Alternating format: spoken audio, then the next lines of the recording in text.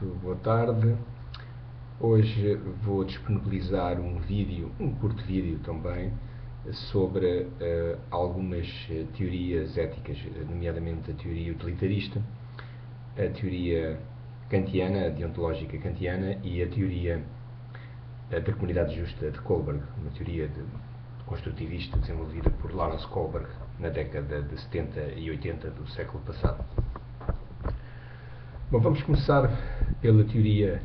deontológica kantiana. Kant foi um importantíssimo filósofo alemão que nasceu, viveu e morreu em Königsberg, uma pequena cidade com uma igualmente pequena universidade que ficava situada na antiga Prússia e que hoje é uma cidade que fica num enclave circundado pela Polónia, mas que é administrada pelos russos desde pelo menos a Segunda Guerra Mundial. O Kant desenvolveu uma teoria ética completamente inovadora e que tem imensas potencialidades, nomeadamente ao nível do direito internacional, das convenções universais dos direitos humanos, mas que tem variedíssimas limitações no que diz respeito à sua aplicabilidade à vida do dia-a-dia e à vida dos cidadãos, à vida privada no dia-a-dia. Ele parte de um conceito muito amplo, que é o conceito de razão universal, fazendo substituir uma autoridade externa à ética e à moral por um conceito abstrato que deu o nome de razão universal, centrado fundamentalmente na ideia do imperativo categórico e, no essencial, a teoria kantiana é uma teoria que se baseia fundamentalmente no cumprimento do dever, na obrigação, e claro que ele procurou, no fundo, reduzir ao mínimo ou até mesmo anular os sentimentos e as emoções e as circunstâncias no processo de decisão ética e moral. Nós sabemos que essa anulação dos sentimentos e das emoções e também das circunstâncias no processo de deliberação e de decisão sobre questões éticas pode ter e tem um enorme interesse no que diz respeito à criação de legislação, tratados, aprovação de tratados internacionais, convenções universais, mas no que diz respeito à sua aplicabilidade no dia-a-dia, o seu poder é imensamente limitado. É óbvio que quando nós tomamos decisões de natureza ética e sobretudo quando executamos essas decisões, essas deliberações, nós não podemos de forma alguma isolarmos os nossos atos, o nosso processo de deliberação, de decisão e de ação das emoções, dos sentimentos e sobretudo das circunstâncias que envolvem o ato. E, portanto, embora seja uma concepção, uma teoria ética absolutamente essencial para se compreender o modo como hoje em dia se produz legislação e se aprovam e promovem tratados universais,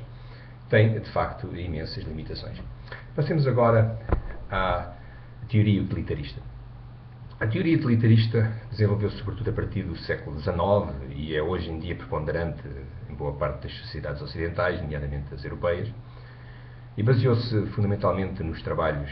filosóficos de Bentham e de John Stuart Mill.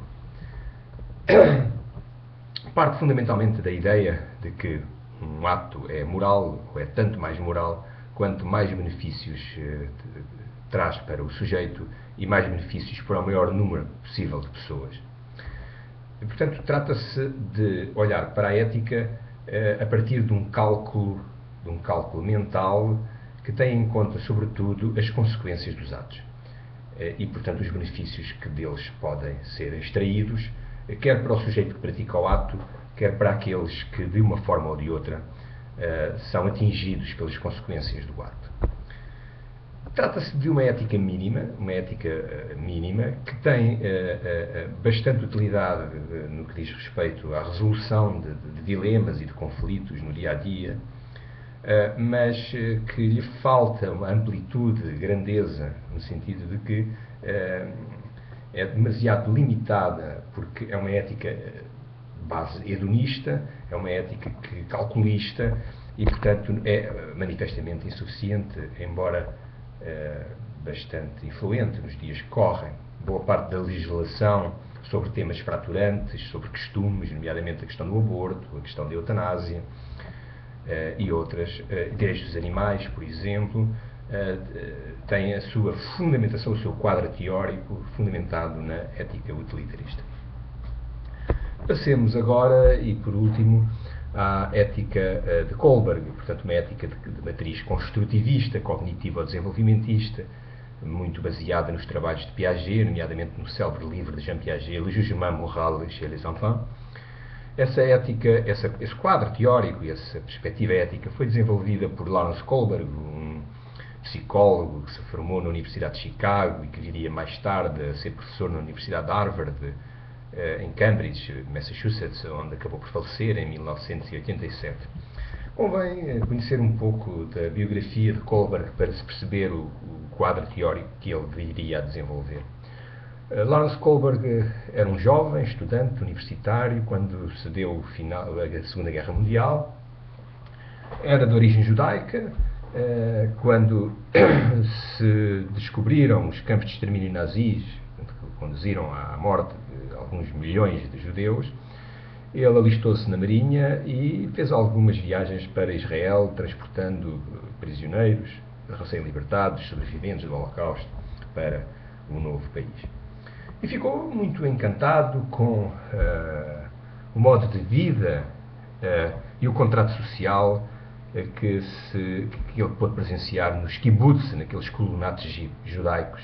originais, que se desenvolveram um pouco por todo Israel durante os anos 50, 60 e 70. A matriz política de Kohlberg é uma matriz social-democrata, socialista moderada. Ele desenvolve uma perspectiva que dá o nome de comunidade justa,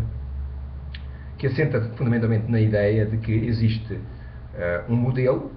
um quadro, com um conjunto de etapas, de estádios de desenvolvimento, muito à maneira de Piaget, muito construtivista, que permitem que o sujeito progrida dos estádios mais baixos para os estádios superiores. E o estádio superior é o estádio pós-convencional, um estádio orientado pela noção de justiça, dos princípios éticos universais, e que está para além das leis e das normas que condicionam o indivíduo na sua vida em sociedade. Ele desenvolve um quadro conceptual com base em três níveis de moralidade ou de ética: um nível pré-convencional, o mais baixo, um nível convencional e um nível pós-convencional. O nível pré-convencional é um nível pré-moral, fundamentalmente característico do modo como as crianças e alguns pré-adolescentes olham para as questões de natureza ética, muito em função do seu interesse próprio, da maximização dos seus interesses, dos seus privilégios, sem ter em conta o quadro mais geral do grupo e da sociedade. Depois temos a passagem para um nível convencional, que se faz geralmente na adolescência ou ao longo da vida adulta, em que o indivíduo é capaz de articular os seus interesses pessoais, os seus privilégios pessoais, com os interesses do grupo a que pertence e, sobretudo, da sociedade onde ele se integra, e, portanto, coloca o respeito pela ordem social, pelas leis, pelas normas, acima dos interesses pessoais. E, por último, o nível pós-convencional, que é um nível que está para além da moral, para além das leis e das regras, em que o indivíduo toma decisões e age tendo em conta fundamentalmente um quadro de princípios éticos universais. Por hoje é tudo. Muito obrigado pela vossa atenção.